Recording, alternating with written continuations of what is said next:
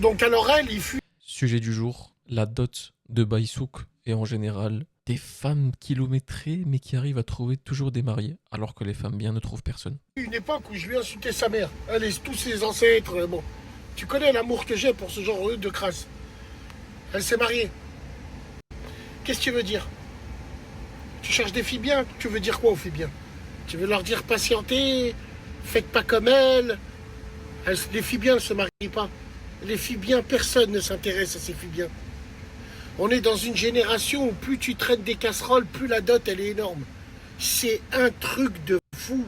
Qui sont ces hommes qui épousent ces femmes où tout Paname lui est passé dessus? Qui sont ces gens-là?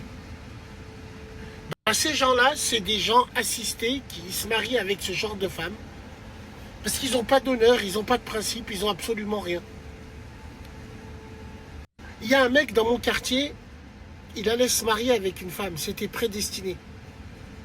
Un jour, il a entendu que cette femme, dans son adolescence, elle est juste sortie avec un mec du quartier d'en face. Wallah, il a annulé le mariage. Aujourd'hui, il y a des gens, ils sont contents de présenter à leur mère, parce que même leur mère, c'est des...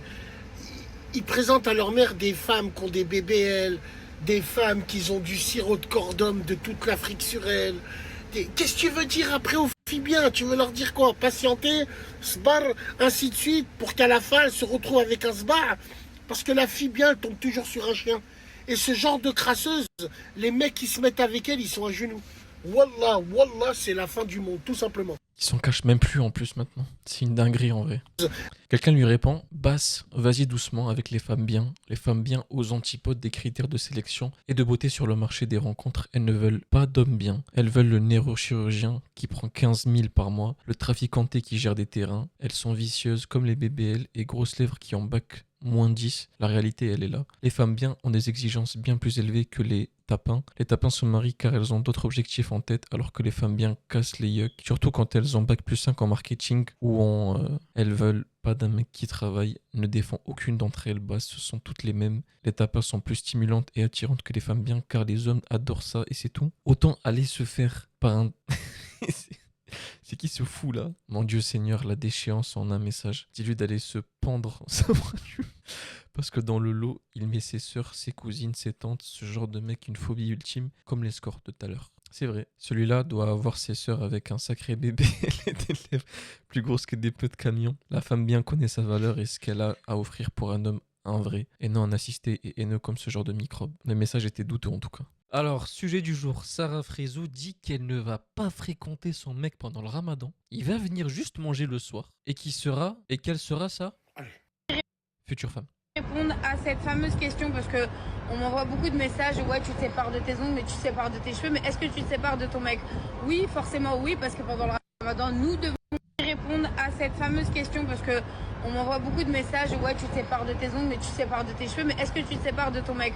Oui, forcément oui, parce que pendant le ramadan, nous ne pouvons pas nous fréquenter.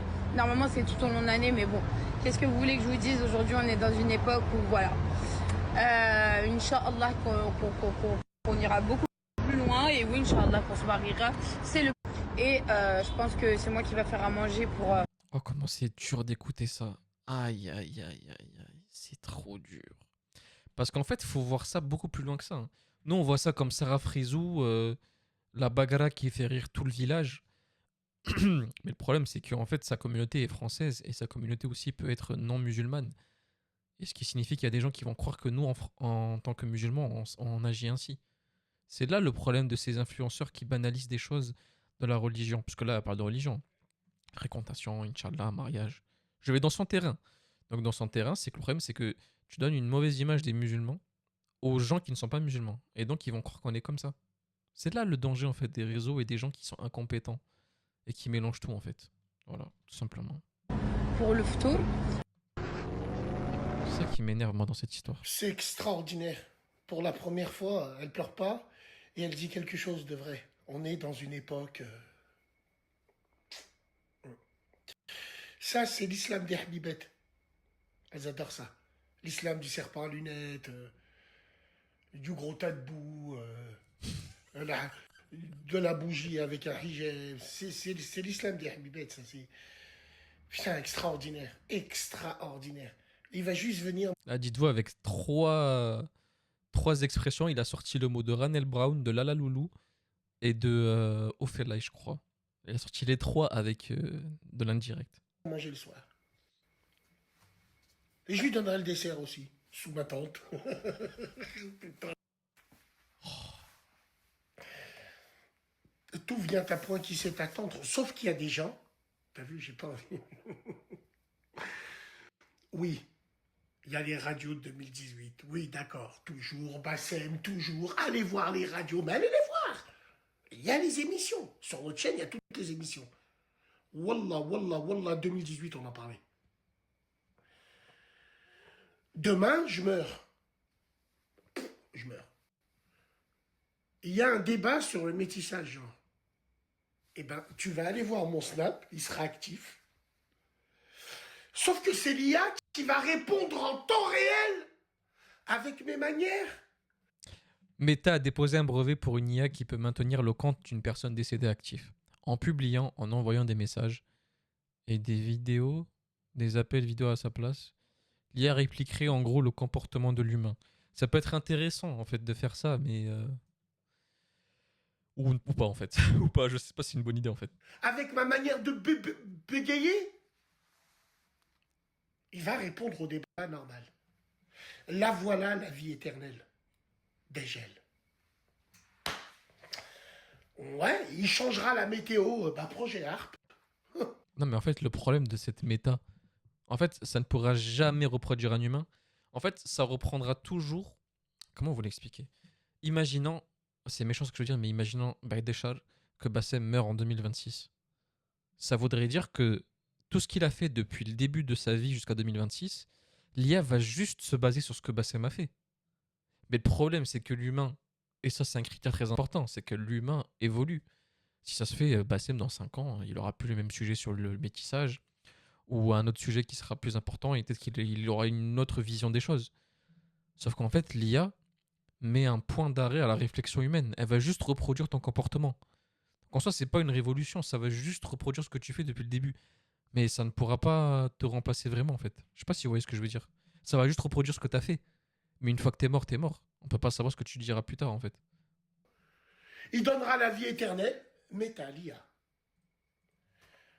Voilà, c'est voilà. On y est. Aux élections législatives en Colombie. Somos el primer movimiento político liderado por una IA. Cette femme à la peau bleue s'appelle Gaetana. Elle se définit comme environnementaliste et défenseur des animaux. Son nom n'est pas choisi au hasard. Gaetana, c'est le nom d'une autochtone légendaire, symbole de résistance en Colombie. Générée par l'IA, elle est donc candidate aux élections législatives qui auront lieu le 8 mars prochain. Elle apparaît sur le bulletin pour l'élection des circonscriptions autochtones. Ce sont des sièges réservés aux peuples autochtones pour garantir la représentation politique de cette minorité. Toutefois, juridiquement, un candidat humain est bien inscrit sur liste électorale et Gaetana en est sa représentation numérique. Madame Atala, Allah yarhama. Salam alaikum les gens. Pour ceux de Lyon, de Vénissieux, du quartier, de Manguette, de Moumousson plus précisément, Madame Atala, Allah yarhama, la femme au frère Ahmed Atala, la mère surtout à Salah, à Othman, des gens comme ça, des frères qu'on aime énormément nous ici, elle est morte, Allah yarhama. Donc ceux du secteur, on essaye de les mettre au courant.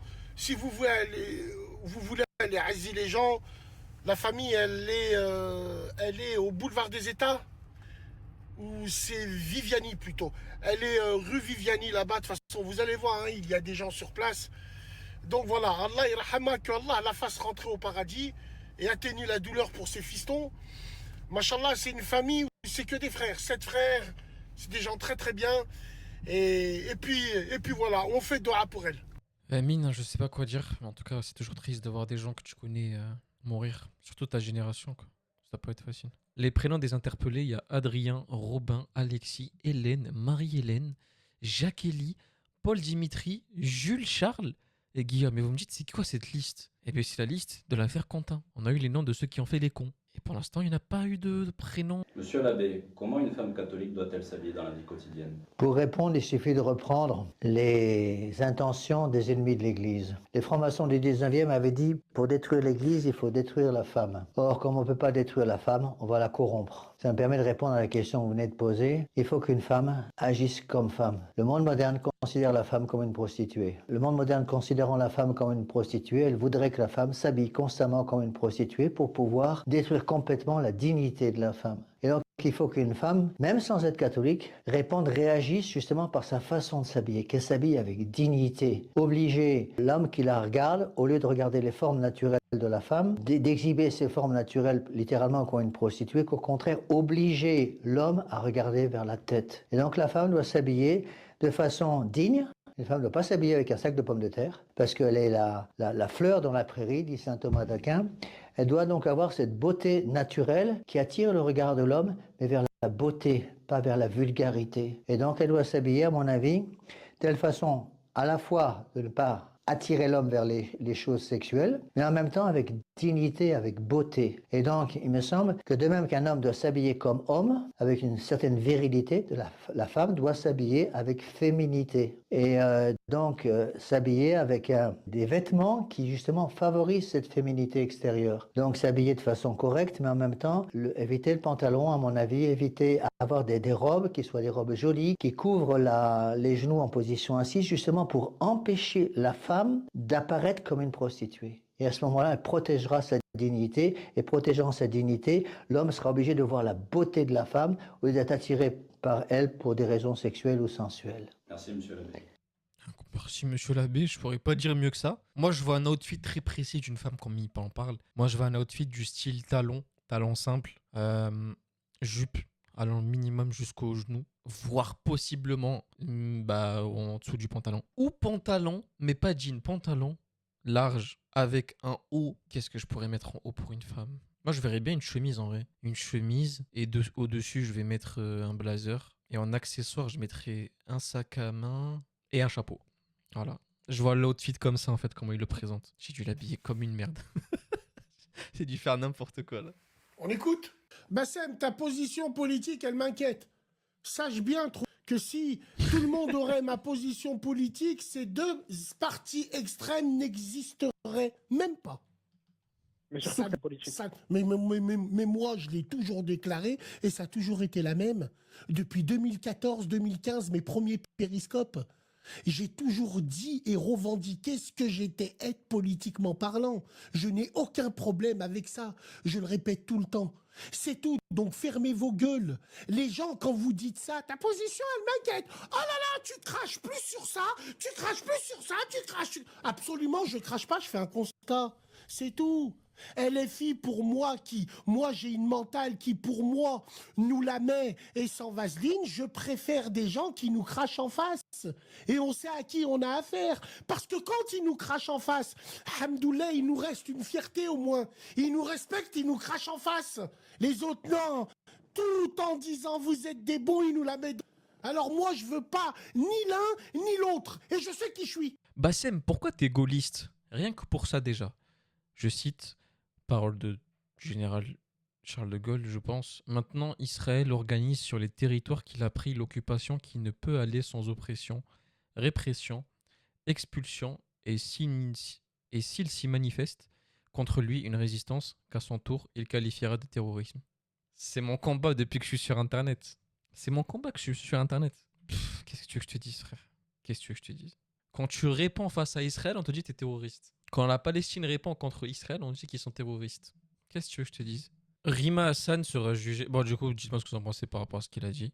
Les reportages Mais à la télé, si t'as envie, je peux te remettre, tout simplement. il est toujours resté sur ses principes par rapport à ça. Rima Hassan sera jugée en France le 26 février, juste avant les élections municipales de 2026. Elle risque l'inéligibilité et une peine de prison ferme pour apologie du terrorisme. C'était par rapport à quoi exactement? J'ai oublié. Elle a fait pas mal de sgas elle aussi. Hein. Elle a vraiment fait des dégâts. Elle est fumée. Ça se fait pas. Les gens. Papy, il a fait demi-tour, il sait pas nager. Le pauvre, même son dernier souhait a échoué. Papy. Skin. En gros, c'est une femme qui verse les cendres de son papy pour qu'il aille dans l'eau, sauf qu'en fait, il y avait du vent, du coup, tous les cendres sont partis dans les cailloux, ça a même pas touché l'eau. Skina. Qui avait peur de l'eau, qui s'est dit non, l'eau. Ouais, c'est le Babinski, c'est un endroit pour manger, je crois, c'est à Paris. Donc là, en gros, dites-vous que c'est une story qui a été supprimée, ça. En fait, je sais même pas pourquoi vous vous cachez. Parce qu'en fait, aujourd'hui, les quelles bêtes que vous êtes, les hommes vont venir vous demander la main. Les hommes, ils vont faire des halal pour vous. Les hommes, ils vont ramener des imams, ils vont égorger des moutons pour vous. Oh non, vous inquiétez pas, vous n'avez pas à vous cacher. Il y a un bouffon qui va vous épouser. Et ouais. Les bébés aller chez leur mère, c'est normal pour eux. Ils vont vous ramener chez leur maman. Donc ne vous cachez pas, bien au contraire. Aoudou billah, il y a que des arbillettes, c'est la fin du monde. C'est la fin du monde, il n'y a plus un homme en pleine rue. Quand on vous dit que dans ces restaurants-là, il n'y a plus d'hommes, il n'y a plus de couples, il n'y a que des meufs, regarde. Mais je comprends pas, il y a des filles, elles ont froid, elles sont en robe, enfin, elles sont en manteau et tout. Et t'as elle, frérot. Alors, va falloir m'expliquer. Plus Hein. d'hommes. Comment, On vous dit que dans ces restaurants-là, comment elle fait Comment elle fait Toutes les filles sont habillées. C'est-à-dire qu'il devait faire froid de fou. Et c'est une story que j'ai enregistrée quand exactement? Attendez, je vais vous dire exactement parce que du coup j'ai la date précise. J'ai enregistré cette story le 4 janvier. Le 4 janvier, il devait faire froid. C'est une dinguerie d'être habillé comme ça. il n'y a plus d'hommes, il n'y a plus de couples, il n'y a que des meufs, regarde. Cachez-vous pas, ça sert strictement à rien. Vous êtes dans la norme d'aujourd'hui, vous inquiétez pas. Et surtout, les mecs, ils vont vous mettre des voiles, ils vont vous ramener faire des Umrah Express. Vous cachez pas, vous avez rien à vous reprocher. Et tu remarques, Parce qu'en plus, elle se cache parce que le mec de la boîte, il filme la queue. C'est une dinguerie. C'est une dinguerie. hein, le vice Arbi, c'est que des Arbillettes qui cachent Ouais, bah oui, elles se cachent à ça parce qu'elles sont en train de se faire filmer. Ah, c'est une... Oh, la double punition, Starfallah. leur gueule. C'est que des Arbillettes, c'est que les sœurs à des gangsters, les sœurs à des... qui cachent leur tête. Les Guaronnes, regarde, les Guaronnes, elles ont rien à cacher. Les Arbillettes, les vislardes. Non, c'est la première fois que je suis au resto. Non. Non, je suis pas comme ça. Non. C'est... Oh là. Vous avez vu ce... Non, là, c'est une dinguerie. Regardez le regard de la meuf parce qu'elle sait que la caméra est en train de passer. Regardez, c'est pour voir, genre, est-ce que je peux remontrer ma tête parce que la caméra vient de passer. Oh là là là. Attendez. C'est... Oh là. Attendez. Au resto. Regardez Non. le vice de cette meuf. Non, je suis pas comme ça. Elle, là. Non, c'est pas ça. Non. Je crois que c'est elle. C'est elle, je crois. Oh là là, le vice de fou. Oh, le vice de fou. Comme ça. Hein. Elles étaient toutes comme ça. Hein. Sur le mur, elles étaient comme ça. Comme ça. Ah, c'est une dinguerie de faire ça. Ouais. Voilà, c'est honteux. C'est... Oh là là là là.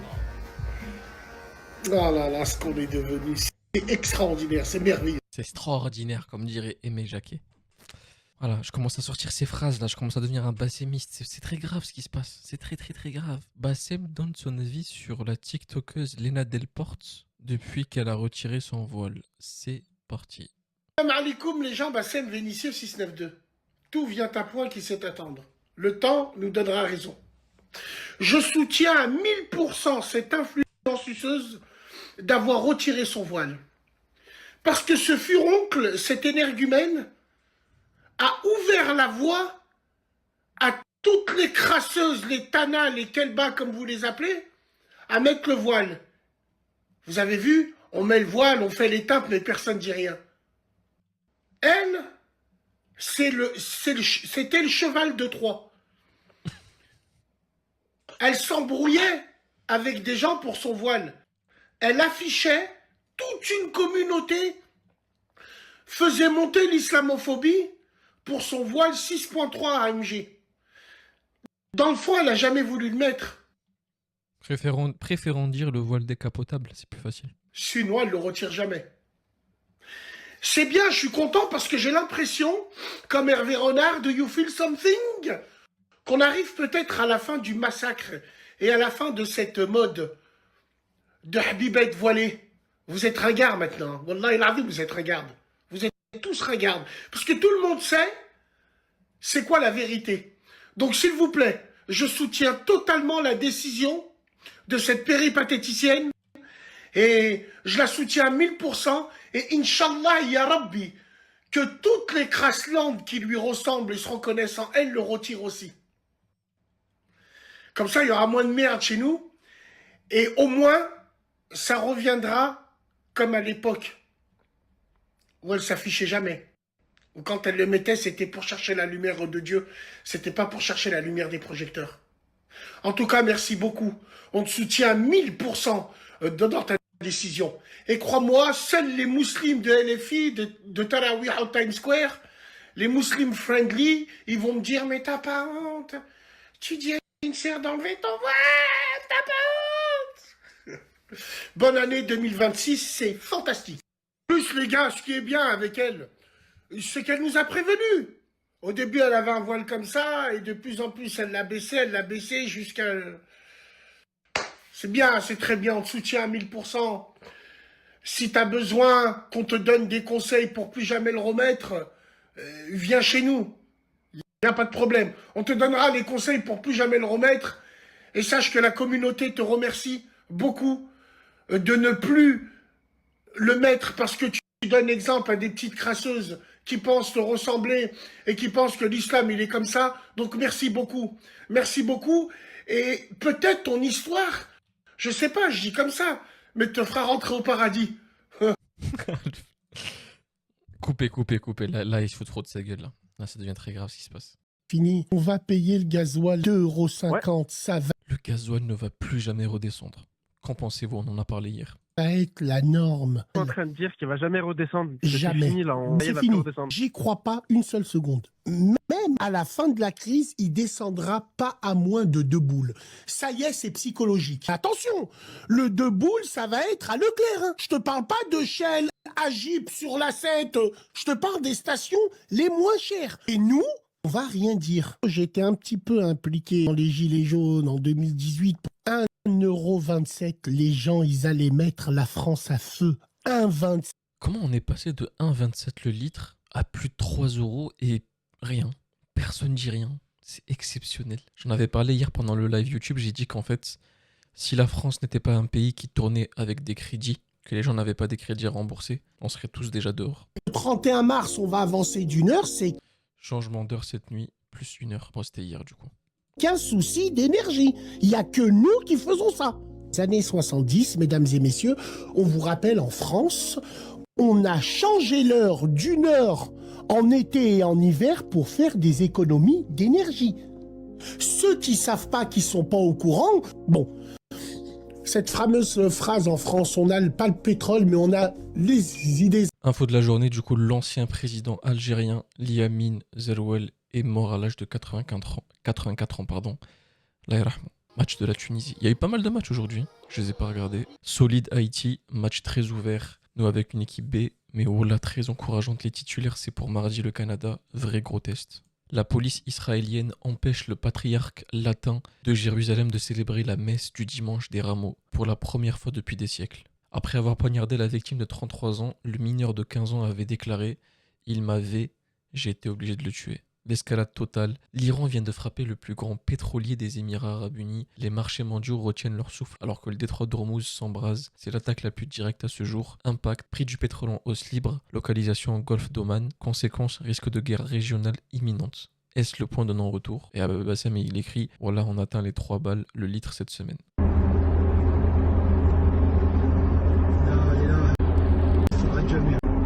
Qu'est-ce que vous voulez que je vous dise, les frères? Qu'est-ce que vous voulez que je vous dise?